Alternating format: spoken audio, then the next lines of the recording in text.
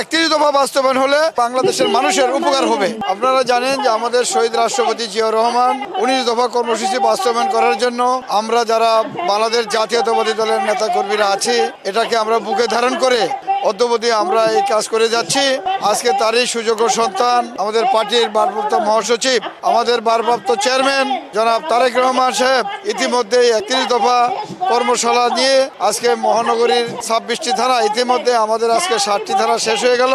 আমরা জানি এই 31 দফা বাস্তবায়ন হলে আগামী দিনে বাংলাদেশের সফলতা সাধারণ মানুষ এবং বাংলাদেশ জাতীয়তাবাদী দলের তথাকথিত সর্বস্তরের নেতাকর্মীরা এবং দেশ এবং জাতির কল্যাণের জন্য আজকে এই 31 দফা বাস্তবায়নের জন্য আমরা আমাদের চেয়ারম্যান সাহেব এটাকে বাস্তবায়ন করার জন্য আজকে আমাদেরকে প্রত্যেকটি নেতাকর্মীদের দিয়ে এটা আলোচনা করার জন্য এবং জনগণের মাঝে এই 31 দফা বাস্তবায়নের জন্য একটু উৎসাহ উদ্দীপনা সৃষ্টি করার জন্যই এই কর্মশালা পালন করে যাচ্ছি আমরা ইনশাল্লাহ। অবশ্যই এই রাজনীতির গুণগত মান পরিবর্তন হবে।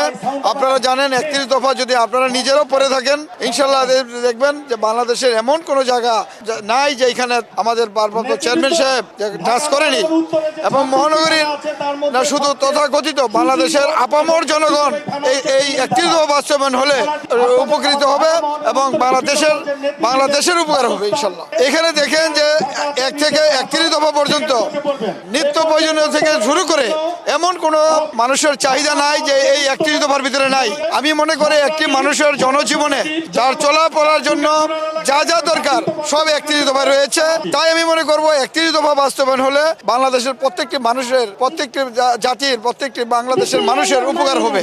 এটি আমাদের প্রত্যাশা, এটি আমরা চাই।